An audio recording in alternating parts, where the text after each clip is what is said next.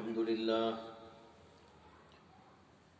لله نحمده ونستعينه ونستغفره ونؤمن به ونتوكل عليه ونعوذ بالله من شرور أنفسنا ومن سيئات أعمالنا من يهده الله فلا مضل له ومن يضلله فلا هادي له ونشهد أن لا إله إلا الله وحده لا شريك له ونشهد أن سيدنا ومولانا محمدا عبده ورسوله صلى الله عليه وعلى آله وأصحابه وأزواجه وذرياته وسلم تسليما كثيرا كثيرا. أما بعد فأعوذ بالله من الشيطان الرجيم. بسم الله الرحمن الرحيم. يا أيها الذين آمنوا عليكم أنفسكم لا يضركم من ضل إذا اهتديتم إلى الله مرجعكم جميعا فينبئكم بما كنتم تعملون. صدق اللہ العظیم. آج میں ایک بہت ہی اہم اصلاحی عنوان پر گفتگو کرنے جا رہا ہوں، لہذا گزارش کرتا ہوں کہ اس مضمون کو بڑی اہمیت کے ساتھ اور پورے دھیان اور پوری توجہ کے ساتھ میں سنیں اور پھر عمل کرنے کی کوشش کریں، اس لیے کہ عمل ہی کے لیے بیان کیا جاتا ہے اور بیان کیا جانا چاہیے، اور سننے والوں کے ساتھ سنانے والے کو بھی، مخاطبین کے ساتھ مخاطب کو بھی اس کے اوپر توجہ دینا چاہیے کہ جو کہا جا رہا ہے، جو سنایا جا رہا ہے، جو کہنے والا کہہ رہا ہے، وہ دراصل محض سننے اور سنانے کے لیے نہیں بلکہ دراصل عمل کے لیے ہے. آج کا میرا عنوان ہے کہ ہر آدمی دوسروں سے زیادہ اپنی فکر کرے، دوسروں سے پہلے اپنی اصلاح کی طرف متوجہ ہو جائے، اس لیے کہ ہر انسان کو اللہ کے ہاں اسی کے بارے میں پوچھ تاچھ ہوگی، اسی کا محاسبہ کیا جائے گا، اسی کی زندگی کے احوال کے بارے میں، اس کے اعمال کے بارے میں پوچھ تاچھ کی جائے گی، کسی اور کے بارے میں پوچھ تاچھ نہیں کی جائے گی. اس عنوان پر گفتگو کرنے کے لیے میں نے قرآن کریم کی ایک آیت کا انتخاب کیا ہے جو ابھی آپ کے سامنے میں نے پڑھی. اللہ تعالیٰ فرماتے ہیں یا ایھا الذین آمنوا علیکم انفسکم لا یضرکم من ضل اذا اہتدیتم الی اللہ مرجعکم جمیعا فینبئکم بما کنتم تعملون. اے ایمان والو،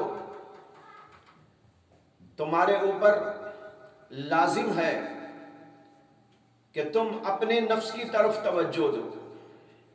لا یضرکم من ضل اذا اہتدیتم، اگر تم ہدایت پر گامزن ہو گئے تو کسی اور آدمی کے گمراہ ہونے سے تمہیں کوئی نقصان نہیں ہوگا. الی اللہ مرجعکم جمیعا،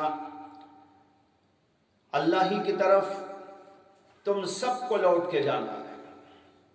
فَيُنَبِّئُكُمْ بِمَا كُنْتُمْ تَعْمَلُونَ، پھر اللہ تمہیں بتائے گا کہ تم نے کیا کیا اعمال کیے تھے اور کیسے کیسے اعمال کیے تھے. یہ آیت بہت ہی اہم ہے اور ہماری اور آپ کی سب کی ضرورت کی ہے. اللہ کہتے ہیں کہ علیکم انفسکم، تمہارے اوپر لازم ہے کہ تم اپنے نفسوں کی طرف توجہ دو. تمہارا کیا حال ہے، تمہاری زندگی کے احوال کیا ہیں، تم اعمال کیسے اور کیا کر رہے ہو، کہاں تک اللہ کی اطاعت اور اللہ کی فرمانبرداری کر رہے ہو، اور کہاں تک اللہ کی نافرمانی اور اس کی نامرضیات پر چل رہے ہو، اس کے اوپر تم کو دھیان دینے کی ضرورت ہے۔ آج عجیب و غریب ماحول ہے دنیا کا، ہر آدمی دوسرے کی فکر میں لگا ہوا ہے، وہ کیا کر رہا ہے، اس کا عمل کیسا ہے، وہ کیا بول رہا ہے، وہ کہاں جا رہا ہے، وہ پڑھ رہا ہے کہ نہیں پڑھ رہا ہے، وہ کر رہا ہے کہ نہیں کر رہا ہے۔ ہم سب دوسروں کی فکر میں لگ گئے ہیں۔ ایسا لگتا ہے گویا کہ ہم سے یہ پوچھا جائے گا کہ فلاں کے بارے میں تم ذرا جواب دینا، زید کے بارے میں جواب دینا، خالد کے بارے میں جواب دینا، فلاں اور فلاں کے بارے میں جواب دینا۔ گویا ایسا لگ رہا ہے کہ ہم سے دوسروں کے بارے میں پوچھا جائے گا، حالانکہ ہم سے دوسروں کے بارے میں نہیں، ہر آدمی کو اپنے اپنے بارے میں پوچھا جائے گا، اسی کے بارے میں سوال کیا جائے گا کہ بتاؤ تمہارا ایمان کیا ہے، تمہارے ایمان کی حالت کیا ہے، تمہارا عمل کیا ہے، اچھا ہے کہ برا ہے۔ ہر آدمی کو اپنے بارے میں جواب دہی کرنی ہوگی، کسی اور کے بارے میں نہیں پوچھا جائے گا، اور نہ ہمیں کسی اور کے بارے میں جواب دہی کی ذمہ داری ہوگی۔ یہ ہے آیت کریمہ کا مطلب، علیکم انفسکم۔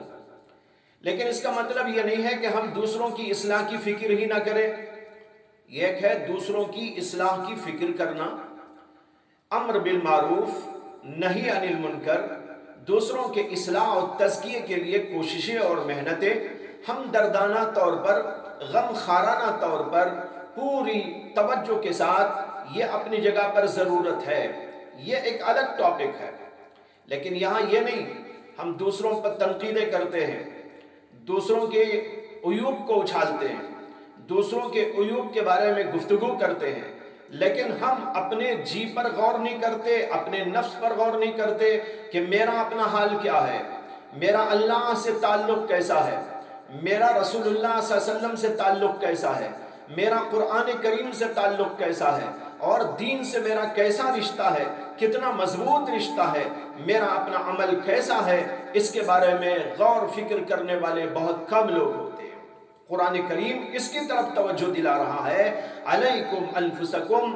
اور اخیر میں ایک بات بہت ہی دل کو دہلا دینے والی فرمائی گئی، الی اللہ مرجعکم جمیعا، تم سب کو اللہ ہی کی طرف لوٹ کے جانا ہے۔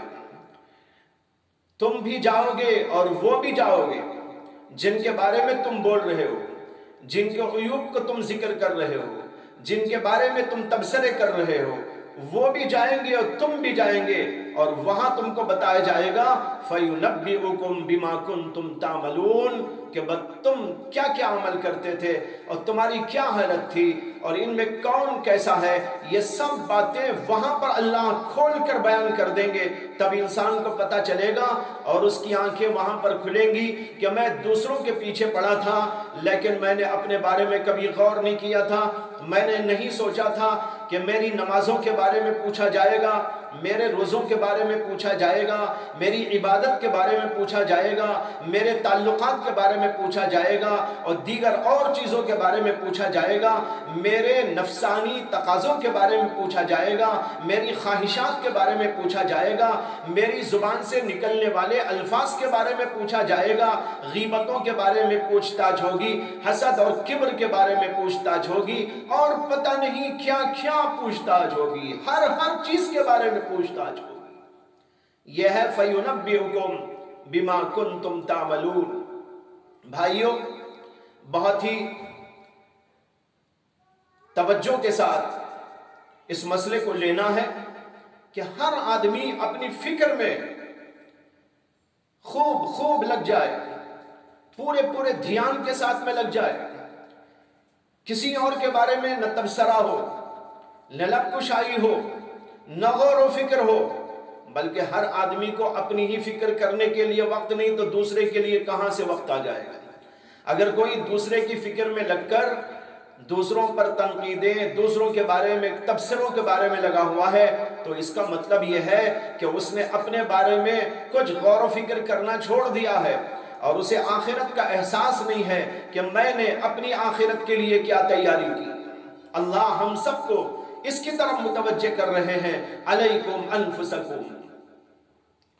حضرات صحابہ رضی اللہ تعالی عنہ مجمعین کا یہی حال تھا۔ وہ اپنے بارے میں سوچتے تھے، اپنے اعمال کے بارے میں سوچتے تھے، اپنے ایمان کے بارے میں سوچتے تھے۔ حضرت حنظلہ کا نام سنا ہوگا، بہت بڑے صحابی ہیں۔ ایک دفعہ حضرت حنظلہ رضی اللہ تعالی عنہ گھر میں بیٹھے بیٹھے کچھ سوچتے رہے، اور پھر انہوں نے ایک نعرہ سا لگایا اور کہا نافق حنظلہ، ارے حنظلہ تو منافق ہو گیا ہے، اور گھر کے باہر نکل گئے اور یہی کہتے چلے جا رہے تھے، نافق حنظلہ، نافق حنظلہ، ارے حنظلہ تو منافق ہو گیا۔ حضرت سیدنا ابو بکر صدیق رضی اللہ تعالی عنہ کی ملاقات ہو گئی راستے میں۔ تو حضرت ابو بکر صدیق نے ان سے پوچھا کہ ارے حنظلہ یہ کیا بات ہے کہ تم یہ کہتے جا رہے ہو نافق حنظلہ، نافق حنظلہ؟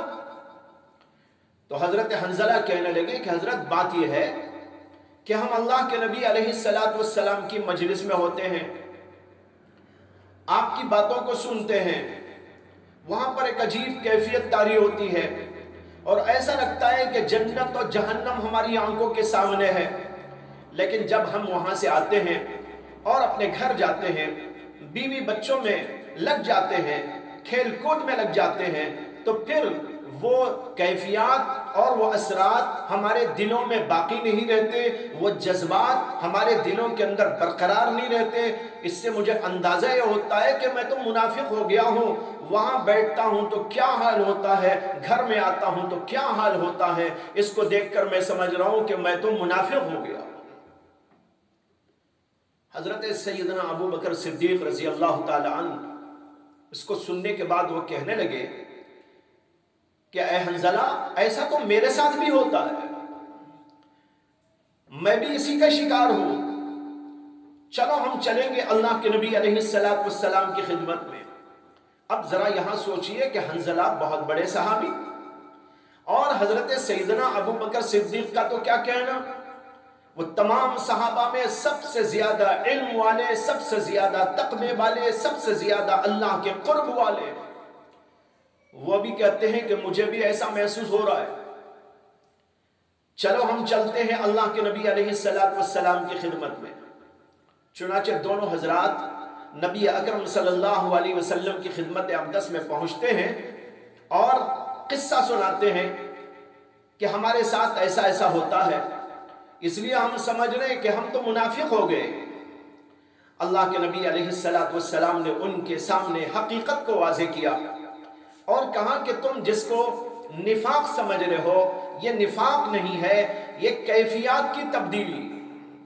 اللہ کے نبی علیہ السلام نے فرمایا لو تدومون علی ما تکونون عندی وفی الذکر لصافحتکم الملائکۃ فی فرشکم وطرقکم ولکن یا حنظلہ ساعتا وساعتا۔ اللہ کے نبی علیہ السلام نے فرمایا کہ جو حالت تمہاری میرے پاس میں ہوتی ہے وہی حالت تمہاری ہر وقت میں ہو جائے، اور جو حالت تمہاری ذکر کے وقت میں ہوتی ہے وہی حالت تمہاری کھاتے وقت، پیتے وقت، بیوی بچوں کے ساتھ میں رہتے وقت ہو جائے۔ لَصَافَحَتْكُمُ الْمَلَائِكَةُ فِي فُرُشِكُمْ وَطُرُقِكُمْ، تو فرشتے تو تمہاری ملاقات کریں، تمہارے سے مصافحہ کریں، تمہارے بستروں میں بھی اور تمہارے راستوں میں۔ وَلَكِنْ يَا حَنْظَلَةَ سَاعَةً وَسَاعَةً، لیکن اے حنظلہ بات ایسی نہیں ہے، بلکہ یہ کچھ یوں حال ہوتا ہے تو کچھ یوں حال ہوتا ہے، یہ احوال کی تبدیلی ہے، کیفیات کی تبدیلی ہے، اس کی وجہ سے پریشان ہونے کی ضرورت نہیں۔ یہ حدیث کا قصہ میں نے آپ کو سنایا، اس سے مقصد بتانا یہ ہے کہ حضرات صحابہ کو اپنی کیسے فکر تھی، اپنے ایمانوں کی کیسے فکر تھی، اور صرف حضرت حنظلہ کا ایک قصہ نہیں ہے، بلکہ ابن ابی ملیکہ ان کی ایک روایت امام بخاری رحمۃ اللہ علیہ نے صحیح بخاری کے اندر درج کی ہے، وہ کہتے ہیں ادرکت 30 من اصحاب النبی صلی اللہ علیہ وسلم کلہم یخاف النفاق علی نفسہ۔ حضرت ابن ابی ملیکہ تابعی بزرگ ہیں، وہ کہتے ہیں کہ میں نے اللہ کے نبی علیہ السلام کے 30 صحابہ سے ملاقات کی، جن میں سے ہر ایک کو میں نے دیکھا کہ وہ اپنے اوپر نفاق کا شبہ کرتا تھا، کہیں میں منافق تو نہیں ہو گیا ہوں، کہیں میرے یہ احوال نفاق کی دلالت تو نہیں کر رہے ہیں۔ حالانکہ ان کا مقام کیا تھا، ہر صحابی اپنی جگہ ایک بلند پایا مقام رکھتا تھا، اور کسی بھی صحابی کی کوئی تقلید کر لے اور اس کی اتباع کر لے تو اس کے لیے نجات کے لیے کافی ہوا کرتا ہے۔ لیکن اس کے باوجود یہ حالات تھے ان حضرات کے کہ کہتے ہیں کلہم یخافون النفاق علی نفسہ، ان میں سے ہر ایک کو میں نے دیکھا کہ وہ اپنے اوپر نفاق کا شبہ کرتا تھا، کہیں میں نفاق میں تو مبتلا نہیں ہو گیا۔ ان کو اپنے ایمانوں کی فکر تھی، اپنے اعمال کی فکر تھی۔ حضرت عمر کا کتنا بڑا مقام ہے، کون نہیں جانتا ان کے مقام کو۔ ابھی تو میں نے آپ کو سنایا حضرت ابوبکر صدیق کا حال، اب سن لیجئے حضرت عمر ابن خطاب رضی اللہ تعالیٰ عنہ کا حال۔ ان کے بارے میں آتا ہے کہ حضرت عمر رضی اللہ عنہ حضرت حذیفہ ابن یمان رضی اللہ عنہ سے پوچھا کرتے تھے کہ اے حذیفہ، تم کو اللہ کے نبی علیہ السلام نے بہت سے منافقین کے نام لکھوا دیے تھے، گنوا دیے تھے اور تم کو بتا دیے تھے، ذرا یہ مجھ کو بتا دو کہ کہیں میرا نام تو اللہ کے نبی نے نہیں لیا۔ اللہ حضرت عمر رضی اللہ عنہ کو اپنے اوپر نفاق کا شبہ ہو رہا ہے اور پوچھ رہے ہیں کہیں ایسا تو نہیں کہ اللہ کے نبی علیہ السلام نے میرا نام بھی لکھایا ہو۔ یہ حال تھا ان بزرگوں کا، وہ اپنی فکر میں رہتے تھے، اپنے ایمان کو جلا بخشنے کی فکر میں رہتے تھے، اپنے ایمانوں کے بارے میں ذرا سا تغیر دیکھتے تھے تو پریشان ہو جایا کرتے تھے۔ یہ حالات تھے ان حضرات کے۔ حضرت عمر کے بارے میں یہ بھی آتا ہے کہ انہوں نے حضرت سلمان فارسی رضی اللہ تعالی عنہ سے کہہ دیا تھا کہ مجھے میرے عیوب بتا دیا کرنا۔ وہ ان سے پوچھا کرتے تھے میرے اندر کوئی عیب دیکھو تو بتا دیا کرو، آپ بڑے صحابی ہیں، بڑی عمر والے ہیں۔ حضرت سلمان فارسی بہت بڑی عمر پانے والے لوگوں میں سے ہوتے ہیں۔ حضرت عمر رضی اللہ عنہ ان سے کہتے تھے کہ مجھے اپنے عیوب پر مطلع کرتے رہنا۔ ایک دفعہ حضرت سلمان فارسی رضی اللہ تعالیٰ عنہ تشریف لائے تو حضرت عمر رضی اللہ عنہ نے ان سے پوچھا کہ سلمان، میرے اندر کچھ عیب ہو تو مجھ کو بتا دو، جو تمہیں پہنچا ہو اور جو تم کو برا معلوم ہوتا ہو۔ حضرت سلمان فارسی رضی اللہ تعالیٰ عنہ کہنے لگے کہ کوئی بات تو نہیں ہے، البتہ 2 باتیں مجھے پہنچی ہیں جو مجھے بری لگتی ہیں آپ کی۔ حضرت امیر المؤمنین خلیفۃ المسلمین عمر بن خطاب رضی اللہ عنہ اور ان سے کہہ رہے ہیں حضرت سلمان فارسی، جب وہ کہتے ہیں کہ مجھے بتا دو میرے اندر کیا عیب تم کو ملا، کیا بات ایسی ملی جو تم کو بری معلوم ہوتی ہے، تو حضرت سلمان فارسی کہنے لگے 2 باتیں مجھے ایسی معلوم ہوئی جو بری ہیں۔ کیا؟ حضرت عمر نے پوچھا تو انہوں نے کہا کہ ایک بات تو یہ کہ مجھے خبر ملی کہ آپ 2 جوڑے رکھتے ہیں۔ آج ہمارے پاس کتنے جوڑے ہیں؟ انہوں نے کہا کہ ایک بات تو مجھے یہ ملی ہے کہ آپ 2 جوڑے رکھے ہوئے ہیں، اور ایک بات مجھے یہ ملی ہے کہ آپ کے ایک دسترخوان کے اوپر 2 سالن ہوا کرتے ہیں۔ یہ باتیں مجھے اچھی نہیں لگتی۔ حضرت سیدنا عمر بن خطاب رضی اللہ عنہ نے ان کو سننے کے بعد اس کا رد نہیں کیا، اس سے مباحثہ نہیں کیا، ان کے بارے میں مناظرہ نہیں کیا، ان کے بارے میں گفتگو نہیں کی اور اس کی خامخواہ کی تعویلیں نہیں کی، بلکہ اس کو انہوں نے مانا اور کہا کہ میں اس کے بارے میں اصلاح کر لوں۔ یہ تھے یہ حضرات جو اپنے نفس کی فکر میں لگے رہتے تھے، اپنے ایمانوں کو جلا بخشنے کی فکر میں لگے رہتے تھے، اپنے اعمال کی اصلاح میں لگے رہتے تھے۔ حضرت ابراہیم تیمی کا نام سنا ہوگا، یہ بھی تابعیوں میں سے ہیں۔ حضرت عائشہ صدیقہ رضی اللہ تعالی عنہا سے بھی انہوں نے روایات نقل کی ہیں۔ حضرت ابراہیم التیمی رحمہ اللہ بہت اونچے درجے کے محدثین میں سے ہیں اور بڑے متقی و زاہدین میں سے ہیں۔ ان کا قول بھی امام بخاری نے نقل کیا ہے کہ انہوں نے کہا ارست قولی علی عملی ما ارست قولی علی عملی الا خشیت ان اکون مکذبا۔ انہوں نے کہا کہ میں نے جب بھی میرے اقوال کو میرے اعمال پر پیش کیا، میں کہتا کیا ہوں اور کرتا کیا ہوں، ما ارست قولی علی عملی، میرے قول کو میرے عمل پر میں نے پیش کیا تو مجھے یہ خدشہ ہوا، مجھے یہ خوف ہوا کہ کہیں میں مکذبین میں سے تو نہیں ہوں، یعنی منکرین میں سے تو نہیں ہوں، ماننے والوں میں سے نہ ماننے والوں میں سے تو نہیں ہوں۔ ان نکون مکذبا، مکذب کہتے ہیں منکر کو، نہ ماننے والے کو، بے ایمان کو۔ وہ کہتے ہیں کہ جب میں اپنے اقوال کو میرے اعمال پر پیش کرتا ہوں تو مجھے یہ اندیشہ ہوتا ہے کہیں ایسا تو نہیں کہ میں بے ایمان ہوں۔ حالانکہ وہ بہت بڑے متقیوں میں سے تھے، جلیل الشان محدثین میں سے تھے، اور ان کے تو بڑے عجیب و غریب احوال تاریخ کے اندر بیان کیے گئے۔ ایک واقعہ اگرچہ اس سے متعلق نہیں، ان کے نام کی وجہ سے مجھ کو یاد آ گیا۔ ابراہیم التیمی ہی کے زمانے میں ایک اور بزرگ انہی کے نام کے گزرے ہیں جن کا نام ہے ابراہیم نخعی رحمہ اللہ۔ ابراہیم نخعی وہ بھی تابعی ہیں، بہت سے صحابہ سے انہوں نے علم حاصل کیا تھا۔ کسی وجہ سے حجاج بن یوسف نے ابراہیم نخعی کے خلاف وارنٹ جاری کر دیا تھا اور پولیس والوں کو ان کو ڈھونڈنے اور نکالنے اور گرفتار کرنے پہ لگا دیا تھا۔ تو ابراہیم نخعی رحمہ اللہ ادھر ادھر چھپ چھپ کے زندگی گزارتے تھے، اور یہ ہیں ابراہیم التیمی۔ ایک بار پوچھ تاچھ کرتے کرتے پولیس والے ان کے پاس میں آ گئے، اور پولیس والوں نے آ کر کہا تم ہی ابراہیم نخعی ہو؟ آپ نے ایسا واقعہ کم سنا ہوگا۔ پولیس والوں نے آ کر کہا کہ تم ہی ابراہیم نخعی ہو؟ تو ابراہیم التیمی کہنے لگے ہاں ہاں میں ہی ابراہیم نخعی ہوں۔ پولیس والوں نے گرفتار کر لیا اور لے جا کے ان کو جیل خانے میں ڈال دیا۔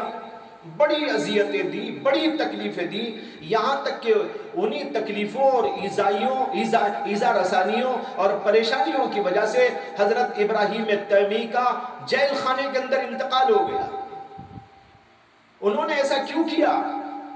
اس لیے کیا تاکہ ابراہیم نخعی کو نہ پکڑا جائے، مجھے پکڑ لے ان کی جگہ پر اور میں ہی ان کی جگہ پر سزا بھگت لوں اور وہ محفوظ ہو جائیں۔ چنانچہ وہ تو محفوظ رہ گئے، اور ابراہیم التیمی رحمہ اللہ جن کا میں ذکر کر رہا ہوں وہ قید خانے میں چلے گئے، جیل خانے میں چلے گئے، اور وہاں کی ایذا رسانیوں اور پریشانیوں کی وجہ سے وہیں پر ان کا انتقال بھی ہو جاتا ہے۔ یہ ایسے حضرات تھے، عیسیٰ و قربانی کے اندر بے مثال پہ نظیر پیش کر دی انہوں نے۔ تو ان کا ذکر میں نے کیا کہ وہ اپنے اوپر خدشہ محسوس کر رہے ہیں، اپنے اعمال کے بارے میں، اپنے ایمان کے بارے میں خدشہ محسوس کر رہے ہیں، اور ان کا یہ قول علماء نے نقل کیا، یہاں تک کہ امام بخاری نے اپنی صحیح کے اندر بھی اس کو بڑی اہمیت کے ساتھ میں پیش کر دیا۔ اس لیے بتانا یہ ہے بزرگوں اور میرے بھائیوں کہ ہم کو اور آپ کو اپنی فکر میں لگنا ہے، میں کیسا ہوں، میرا عمل کیسا ہے، میرا ایمان کیسا ہے، میری نمازیں کیسی ہیں، میرا اندرون کیسا ہے، میرا اللہ سے تعلق کیسا ہے، میں کیا کیا گناہ کرتا ہوں اور گناہوں کی وجہ سے میرا کیا حال ہو گیا ہے، میں اللہ کو جا کے کیا جواب دوں گا۔ ہر آدمی کو اپنا جواب دینا ہوگا، کسی کا جواب کسی سے طلب نہیں کیا جائے۔ قبر میں بھی پوچھ تاچھ، حشر میں بھی پوچھ تاچھ ہر آدمی کو اس کے بارے میں ہوگی، کسی اور کے بارے میں نہیں ہوگی۔ اس لیے اپنے آپ کو گنہگار سمجھو، اپنے احوال کو سیدھا کرنے، درست کرنے کی کوششوں میں لگو، اپنے ایمان کو سنبھالنے اور اپنے ایمان کو سنوارنے کی فکر میں لگو. یہ ہمارے لیے اہم ہے. کسی اور کے بارے میں ہم غور و فکر میں لگ جائیں یہ ہماری ڈیوٹی بھی نہیں ہے اور اس کے ذریعے سے ہم کچھ کام بھی نہیں کر سکیں گے، بلکہ قیامت کے دن وہ خود ایک بہت بڑا مسئلہ ہمارے لیے بن جائے گا کہ ہم نے دوسروں کے بارے میں کیوں کیا، اپنے بارے میں فکر کیوں نہیں کی. خود کو گنہگار سمجھے، خود کو قابل مؤاخذہ سمجھے، تب آدمی اصلاح کرتا ہے. مجھے قصہ یاد آیا حضرت ذوالنون مصری رحمہ اللہ کا. ذوالنون مصری بہت بڑے صوفی اور بزرگ اور اپنے زمانے کے نامور قسم کے اللہ والے گزرے، جن کے سینکڑوں واقعات کتابوں کے اندر لکھے ہیں. عجیب عجیب ان کے واقعات ہیں، عجیب عجیب ان کے حالات ہیں. ان کے حالات کو پڑھ کر، ان کے حالات کو سن کر انسان کے اندر اصلاح کا جذبہ پیدا ہو جاتا ہے. ان کا ایک قصہ یہ لکھا ہے کہ ان کے علاقے میں ایک بار بارشیں ہونی بند ہو گئی، لوگ پریشان ہو گئے، قحط کا دور گزرنے لگا. انسانوں کے ساتھ جانوروں کو بھی پریشانی لاحق ہو گئی. جب بہت دنوں تک یہ سلسلہ جاری رہا تو لوگ ایک جگہ پر جمع ہوئے اور ان سب نے کہا کہ اب سوائے اس کے کہ اللہ سے دعائیں کی جائیں کوئی شکل نہیں. چلو اللہ سے دعا کرتے ہیں، لیکن ہم کیا ہیں کہ ہماری دعا قبول ہو؟ بہتر یہ ہے کہ ذوالنون مصری سے جا کر درخواست کریں. حضرت ذوالنون مصری کی خدمت میں گئے بہت سارے لوگ اور جا کر ان سے کہنے لگے کہ حضرت آپ دیکھ رہے ہیں کہ علاقے کے اندر بارشیں نہ ہونے کی وجہ سے حالت بڑی خراب ہے. انسان تو انسان، جانور بھی پریشان ہیں. اس لیے ہم آپ کی خدمت میں آئے ہیں کہ آپ بڑے اللہ والے ہیں، اللہ سے آپ کا بڑا گہرا تعلق ہے، آپ بڑے نیک اور متقی اور پرہیزگار ہیں. آپ سب کے لیے دعا فرما دیجئے اور یہ حالت درست ہو جائے، اس کے لیے اللہ سے گزارش کر دیجئے. یہ درخواست لے کر ہم آپ کی خدمت میں آئے. حضرت ذوالنون مصری رحمہ اللہ ان کی باتوں کو سننے کے بعد رونے لگے. روتے روتے ان کی ہچکیاں بن گئی. لوگوں نے کہا کہ حضرت کیا ہوا؟ انہوں نے کہا بھائی میں جان رہا ہوں تم لوگوں کی پریشانی، مجھے احساس ہے کہ یہاں کے انسان کتنے پریشان ہیں، یہاں کی اور مخلوقات کتنی پریشان ہیں. میں سوچتا ہوں، میں غور و فکر کرتا ہوں تو مجھے ایک ہی بات سمجھ میں آتی ہے. وہ بات یہ ہے کہ جب بھی اس طرح کے حالات پیش آتے ہیں تو وہ انسانوں کے گناہوں کی وجہ سے پیش آتے ہیں. جب انسان گناہ کرتے ہیں اللہ بارشوں کو روک لیتے ہیں، مسائل اور مصائب پیش آتے رہتے ہیں. یہاں پر بھی یہ صورتحال پیش آئی ہے تو ضرور بالضرور گناہوں کا نتیجہ ہے. اور میں سمجھتا ہوں کہ میرے سے بڑا اس شہر میں کوئی گنہگار نہیں، میرے سے بڑھ کر کوئی گنہگار نہیں.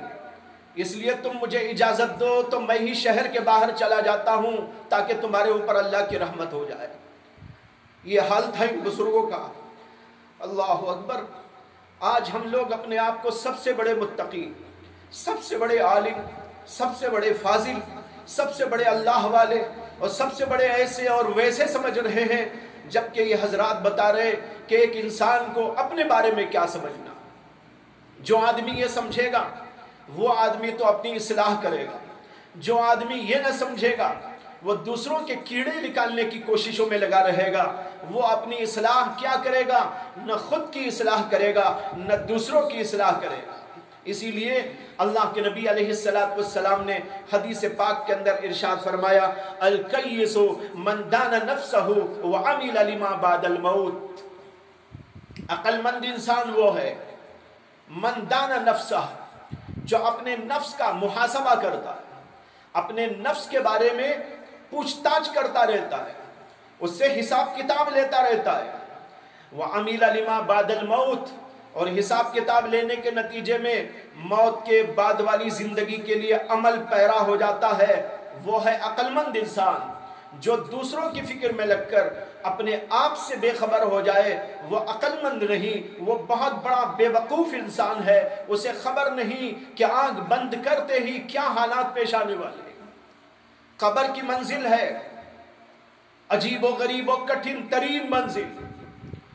कब्र का गड़ा कैसा गड़ा होता है। हजरत उस्मान गनी रजी अल्लाह अन्हु जब देखते थे किसी कब्र को, जब सुनते थे कब्र के बारे में कुछ, तो रोते थे, यहाँ तक कि उनकी हिचकियाँ बन जाती थी। जब उनसे पूछा गया कि आप कब्र के हालात पर इतना क्यों रोते हैं और कब्र को देखकर इतना क्यों रोते हैं, तो उन्होंने कहा, मैंने मोहम्मद अरबी सल्लल्लाहु अलैहि वसल्लम से सुना है, अल्लाह के नबी अलैहिस्सलातु वस्सलाम ने फरमाया था, मा रअयतु मंज़रन क़त्तु वल क़ब्रु अफ़ज़अु बिन। मैंने कोई मंजर कब्र से ज्यादा भयानक नहीं देखा। यहाँ हमको जाना है, इसलिए उसकी तैयारी में हर आदमी को लगना है। इसी को कहा वह अमल लिमा बादल मौत।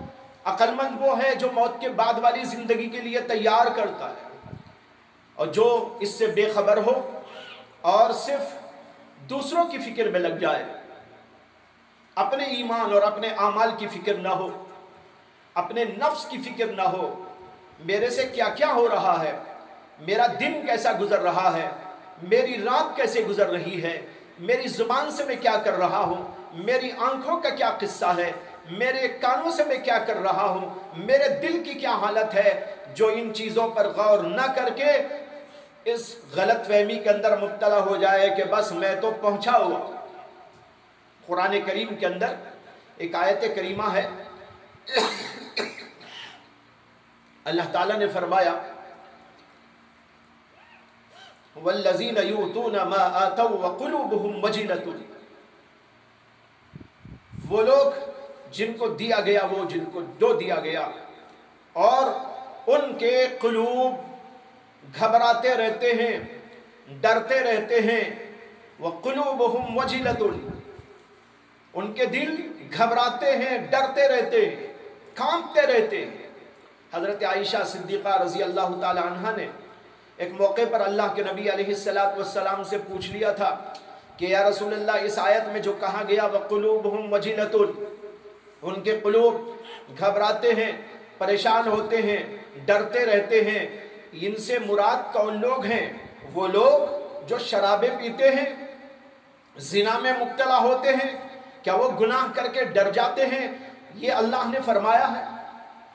नबी अकरम सल्लल्लाहु अलैहि वसल्लम ने फरमाया कि नहीं नहीं, बल्कि ये उन लोगों का जिक्र है जो नमाजें पढ़ते हैं, ज़कात देते हैं, अल्लाह को याद करते हैं, हज करते हैं, लेकिन फिर भी इस बात से डरते हैं कि शायद उनके अमाल कबूल न किए जाए। ये डर उनको है कि हमारे अमाल की क्या हैसियत, हमारी नमाज की क्या हैसियत, इसलिए डर के मारे घबराते रहते हैं, परेशान होते रहते हैं। तो भाइयों, ये बड़ा अहम उन्वान है हमारे लिहाज से कि हम भी और आप भी सब के सब अपनी फिक्र के अंदर लग जाए और अपने हालात को दुरुस्त करने की कोशिशों में लग जाए। उसका तरीका यही है कि मुहासबा करे, हर आदमी अपना जायज़ा लेता रहे, अपने आमाल का जायज़ा लेता रहे और नफ्स को बताता रहे कि तू कहाँ से कहाँ तक पहुँच गया है और तेरी हालत किस कदर नागुफ्ताबे हो गई है। इसलिए तुझको सुधरना है, तुझको इस्लाह की तरफ आना है। हर एतबार से तेरी इस्लाह की तुझको ज़रूरत है। हर आदमी इसकी फ़िक्र में लगकर अपने नफ्स को बताता रहे। हज़रत अहनफ बिन कैस एक बहुत बड़े ताबई बुजुर्ग गुजरे हैं।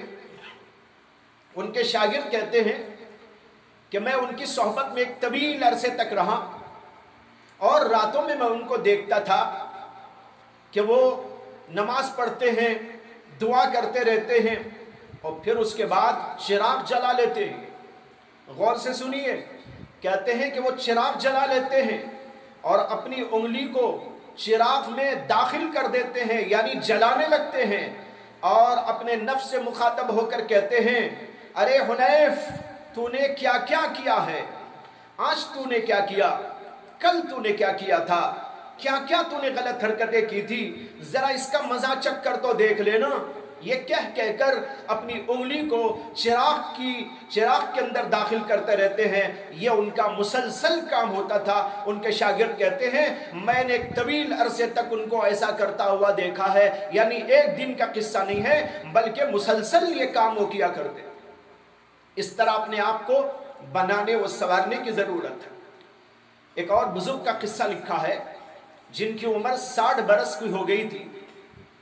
انہوں نے ایک بار 60 برس کی عمر میں غور و فکر کیا، غور و فکر تو کرتے ہی رہتے ہوں گے۔ ایک دفعہ کا یہ واقعہ ہے جو ان کی زندگی کا آخری واقعہ اور اسی پر ان کی موت واقع ہو گئی۔ کہتے ہیں کہ انہوں نے اپنے نفس کا محاسبہ کرنا چاہا، محاسبے کا یہ انداز اختیار کیا کہ انہوں نے پہلے تو یہ سوچا کہ میری زندگی 60 برس کی ہو گئی ہے، اس 60 برس میں ایک انسان کے اوپر کتنے دن آتے ہیں، بیٹھ کر حساب لگایا تو حساب میں یہ معلوم ہوا کہ ان کی عمر پر ان کی زندگی میں 21,500 دن آ چکے ہیں، 21,500 دن آ چکے ہیں۔ جب انہوں نے حساب لگایا تو پھر سوچا اگر میں نے اپنی زندگی کے ایک ایک دن میں ایک بھی گناہ کیا ہوگا تو اب میرے اوپر 21,500 گناہ لازم آ گئے۔ اب میں اس صورتحال میں میرے مالک کو اور خالق کو کیا منہ دکھاؤں گا؟ بس یہ کہہ کر ایک چیخ ماری اور اسی پر ان کا انتقال ہوا۔ یہ ہوتا ہے نفس کا محاسبہ، یہ ہوتا ہے اپنی اصلاح کی فکر، یہ ہوتی ہے عقل مند انسان کا کام۔ ہم دوسروں کی فکر کے بجائے اپنی اصلاح کی فکر میں لگ جائیں۔ ہر آدمی سوچ لے مجھے ایک دن مرنا ہے، ایک دن یہاں سے جانا ہے، قبر کی منزل پار کرنا ہے، پھر حشر کی منزل میں جانا ہے، وہاں حساب و کتاب دینا ہے، اپنے مالک کے سامنے کھڑا ہونا ہے۔ اس لیے مجھے ابھی سے اپنے آپ کو سنوارنا ہے اور بنانا ہے، اپنی زندگی کے اندر اصلاح کر لینا ہے۔ اللہ مجھے بھی آپ کو بھی توفیق عطا فرمائے، ہر قسم کی جو ہے دینی اعتبار سے دنیاوی اعتبار سے بھلائیوں کو اللہ ہمارے لیے مقدر فرمائے۔ وآخر دعوانا ان الحمد للہ رب العالمین۔